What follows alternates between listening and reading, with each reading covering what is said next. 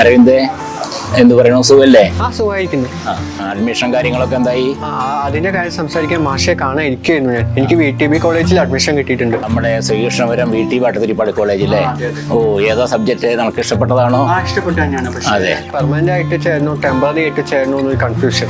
അതിലൊന്നും ചിന്തിക്കാനില്ല. നിനക്ക് ഇഷ്ടപ്പെട്ട സബ്ജക്റ്റ് ആണെങ്കിൽ VT ഭട്ടതിരിപ്പാട് ശ്രീകൃഷ്ണപുരം കോളേജിനെ പറ്റി ഒന്നും ചിന്തിക്കാനില്ല. നല്ല പച്ചപ്പ് നിറഞ്ഞ ശാന്തമായ അന്തരീക്ഷത്തിൽ സ്ഥിതി ചെയ്യുന്ന കോളേജാണ്. Smart class room, smart computer lab, smart library മാത്രമല്ല, നല്ല പരിചയസമ്പന്നരായ മികച്ച അധ്യാപകരും നമ്മുടെ കോളേജിലുണ്ട്. മാഷക്ക് അറിയാലോ, എനിക്ക് സ്പോർട്സിനോട് കുറച്ച് കമ്പുള്ളൊരു ആളാണ് ഞാൻ.